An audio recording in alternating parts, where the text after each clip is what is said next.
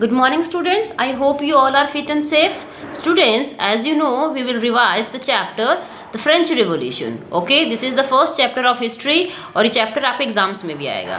Okay, so इससे पहले कि हम इस चैप्टर को स्टार्ट करें, जैसे इसको हम एक इवेंट के बारे में पढ़ते हैं जो इस चैप्टर में हुई थी. That is on the morning of 14 जुलाई. ठीक है, 14 जुलाई 1789 की मॉर्निंग में क्या हुआ था, यहाँ पे एक सिचुएशन आ गई थी जहाँ पे एक मतलब कि अलार्म की सिचुएशन, भगदड़ की सिचुएशन आ गई थी. ठीक है, जो किंग था उसने अपने ट्रुप्स भेजे थे. ट्रुप समझते हैं आप, सेना की टुकड़ी.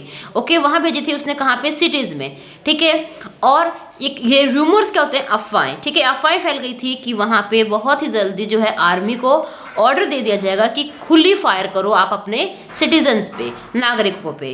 ठीक है, और ये जो अफवाह फैली थी इसमें क्या हुआ था, सम 7,000 मैन एंड वुमन गैदर्ड. अब क्या हुआ कि लगभग 7,000 आदमी और औरत जो हैं इकट्ठा हो गए थे. कहाँ इकट्ठा हो गए थे? ये हो गए थे हमारे टाउन हॉल के सामने. ठीक है, और उन्होंने क्या किया कि जो लोग थे, जो मिलिटेरिया वाले इलाके वाले लोग थे, उनसे लड़ने की उन्होंने सोच ली कि भी हाँ हम भी इनका मुकाबला करेंगे. ठीक है, फाइनली क्या हुआ, कुछ जो है कुछ 100 लोग जो है उन्होंने मार्च किया. कहाँ पे? सिटी के, जहाँ पे वहाँ कौन से एरिया पे? The Bastille. बेस्टाइल क्या है? वहाँ का फोर्ट था, किला है बेस्टाइल. ठीक है, and way they hope to find hoarded emanation, क्योंकि उनको उम्मीद थी वहाँ पे कि उनको वहाँ पे एमिनेशन क्या होता है, हथियार मिल जाएंगे. ठीक है, in the armed fight that followed the commander of Bastille was killed. अब जो फाइट हुई थी इसके अंदर क्या हुआ था कि जो बेस्टिल का जो कमांडर था उसकी हत्या हो गई और जो प्रिजनर्स थे वो उनको आज़ाद करवा दिया गया. ठीक है, बाकी वहाँ पे सिर्फ 7 ही प्रिजनर्स थे. ठीक है, अब जो है ये बेस्टाइल है वो इस जगह से सबको नफरत हो गई, क्योंकि यहाँ पे क्या किया था इसने, जो डिस्पोटिक पावर थी किसकी? राजा की यहाँ पे थी. ठीक है, जो फोर्ट्रेस था वो demolished and its stone fragments were sold in the markets. अब जो फोर्ट्रेस था ये मतलब कि लोगों को इतनी नफरत हो गई थी कि जो किला था उसके पत्थर भी जो है तोड़ तोड़ के लोगों ने बेच दिए. उनसे इतनी नफरत हो गई थी. ठीक है, ऐसे ही जो सिचुएशन चलती गई और यहाँ पे कहाँ पे? पेरिस में और गाँव में. ठीक है, लगभग जो लोग थे वो क्या कर रहे थे, प्रोटेक्शन किस चीज़ की था, लड़ाई किस चीज़ की थी? The high price of bread. ठीक है, जो ब्रेड है, जो अनाज है उनका, जो उसका जो रेट बढ़ाए जा रहे थे उसके खिलाफ उनकी लड़ाई थी. ठीक है, अब ये क्या थी, ये चेन की बिगिनिंग थी, यानी उन जो चेन हमने बात करेंगे हम आगे उसकी एक शुरुआत थी. ठीक है, अब यहाँ पे क्या था, इनको लोगों को पता था कि ऐसा करने से कुछ खास आउटकम मिलने वाला नहीं है. Okay, now we will discuss about the French society during the last 18th century, यानी जब 18वीं शताब्दी के लास्ट में फ्रेंच सोसाइटी कैसी थी. ठीक है, लुई 16 का आपने नाम सुना है. लुई 16 क्या था? एक ऐसा किंग था जो कि बourbon फैमिली में जिसका जन्म हुआ था. ठीक है, और जब वो 20 साल का था उसकी शादी किससे हुई थी? ऑस्ट्रियन प्रिंसेस थी, उसका नाम था मैरी एंटोनिटी. ठीक है, एंटोनियोनिटी इसका नाम था, उनसे उसकी शादी हुई थी. ठीक है, जब वो किंग बना था तो उसने देखा कि जो खजाना है वो क्या है, बिल्कुल ही खाली है. यानी जब राजा बना उसके हाथ में सत्ता आई, उसने देखा कि खजाना जो है वो बिल्कुल ही खाली है. ठीक है, लंबे साल की जो लड़ाई चली थी उसके अंदर क्या हुआ था कि जो उनका जो फाइनेंशियल रिसोर्स था फ्रांस का वो लगभग खत्म हो गया था. ठीक है, अब इसके अलावा उनको जो कोर्ट है, यानी उनका जो महल था, कौन सा महल था? उनका महल था वर्सलीज में. ठीक है, इस महल की मेंटेनेंस के लिए भी बहुत ज़्यादा खर्चा आता था.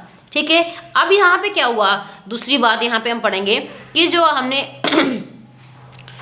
फ्रेंच रिवॉल्यूशन जब हुई थी उससे पहले जो कि अमेरिका की जो 13 कॉलोनीज थी, ठीक है, वहाँ पे क्या हुआ, क्रांति हुई थी और लास्ट में जो है उन्होंने अपनी जो एनिमी है, यानी जो ब्रिटेन से जो लड़ाई थी अमेरिका की, उन्होंने यहाँ से जीती थी. ठीक है, अब यहाँ पे दूसरी बात एक और आती है हमारे पास में कि जो ये वॉर हुई थी इसने यहाँ तक कि $1 बिलियन टू डेब्ट, यानी इतना कर्जा हो गया था किसके पास? फ्रांस के पास में. और जो कि पहले क्या था, $1 बिलियन था, अब इनका जो डेब्ट था वो इंक्रीज होके लगभग $2 बिलियन लीवर्स हो गया था. लीवर्स क्या है? जैसे कि हमारे पास करेंसी होती है, रुपीज़ होती है. ठीक है, ऐसे ही फ्रांस की जो करेंसी है that is livre. Okay, 1 billion से बढ़ के 2 बिलियन हो गया था. ठीक है, अब जो लैंडर्स थे जिन्होंने पैसे दे रखे थे उन्होंने क्या किया कि हाई परसेंट जो है चार्ज लगाना शुरू कर दिया, यानी इंटरेस्ट लगाना शुरू कर दिया, अबाउट 10%. ओके, सो अब क्या हुआ, जो गवर्नमेंट थी, फ्रेंच गवर्नमेंट थी, उसको क्या करना पड़ा था, अपनी जो परसेंटेज इतनी बढ़ गई थी उनके इंटरेस्ट के ऊपर, तो उन्हें क्या करना पड़ा था, अपने रेगुलर एक्सपेंसेस जो उनके डेली खर्चे थे उसके साथ साथ में जो आर्मी को मेंटेन करना, कोर्ट को मेंटेन करना, गवर्नमेंट ऑफिस को, यूनिवर्सिटीज़ को, इन सब को मेंटेन करने के लिए क्या किया, उनको टैक्स को इंक्रीज करना पड़ा। ठीक है, यहाँ तक कि इस measure would not have see fixed. French society जो है अब इसको जो क्या कर दिया गया, इसके कारण 3 भागों में बांट दिया गया। ठीक है, यानी यहाँ पे हम देख सकते हैं कि जो फ्रांस की जो सिचुएशन है वो अच्छी नहीं है। ठीक है, सोसाइटी जो है उसको 3 भागों में बांट दिया गया। वो कौन कौन से सोसाइटी पार्ट थे वो हम पढ़ेंगे। See this diagram, this is the first state clergy, second is nobility and third state में ये सब आते थे। Okay, businessman, merchants, court official, lawyers, peasants, artisans, labour, servant.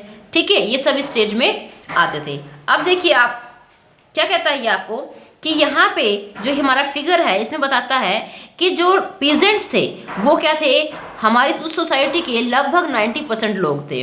ठीक है, लेकिन इनके पास में कुछ ही लोगों के पास में क्या थी, ज़मीन थी। ठीक है, जो 60% जो ज़मीन थी वो किसके पास में थी, हमारे नोबल्स के पास में थी। ठीक है, चर्च के पास में थी, और जो दूसरे जो मेंबर्स थे जिसको हम क्लर्जी कहते हैं उनके पास में थी। यानी जो मेंबर थे फर्स्ट 2 स्टेट्स के, that is clergy and nobility, उनके पास में क्या थे, उनको स्टार्टिंग से ही बाई बर्थ ही उनको जो है बहुत सारी सुविधाएं दी जा रही थी। ठीक है, लेकिन जो नोबल्स हैं उनको क्या मिल रही थी, आगे आगे जो है उनको प्रिविलेज मिल रही थी। लेकिन जो थर्ड स्टेट था उसके साथ में क्या हुआ था कि भेदभाव हो रहा था। ठीक है, तो जो चर्च थी वो भी चाहती थी कि अपना जो है एक टैक्स लेती थी चर्च, जिसको बोलते हैं हम टिथीज। ठीक है, टिथीज नाम है यहाँ पे इस वर्ड को, कौन सा वर्ड टिथीज क्या है, टिथीज एक टैक्स कह सकते हैं हम, जो कि चर्च को दिया जाता था। किसके जो देते थे, कहाँ से, कौन देता था इसको, पीजेंट देते थे। ठीक है, यानी we can say tithes is a tax levied by the church. कितना टैक्स देते थे ये, जितनी भी फसल होती थी उसका 10%। ओके, अब क्या हुआ, and all the members of the third state, उनको ये टैक्स देना पड़ता था। ठीक है, इसके अलावा इसके अंदर एक डायरेक्ट टैक्स आता था जिसको हम टेल बोलते थे। ठीक है, इसको क्या होता था, ये जो टैक्स था ये डायरेक्टली पे करते थे। यहाँ पे तो उनका 1/10 हो गया, ये इनडायरेक्ट था, और टेल क्या था, ये नंबर, और ये डायरेक्ट टैक्स था। इसके अलावा जो लोग हैं उनको जैसे कि सॉल्ट है, तंबाकू है, इन सब के यूज़ के ऊपर भी बहुत ज़्यादा इनडायरेक्ट टैक्स पे करने पड़ते थे। इसका मतलब हम देख सकते हैं यहाँ पे कि जो सिचुएशन है किसकी, फ्रांस की, वो बहुत ज़्यादा ख़राब थी। क्लर्जी नोबल्स जो थे वो शासन कर रहे थे, और जो सबसे ज़्यादा जो पिस रहा था वो कौन था, हमारा थर्ड स्टेट पिस रहा था।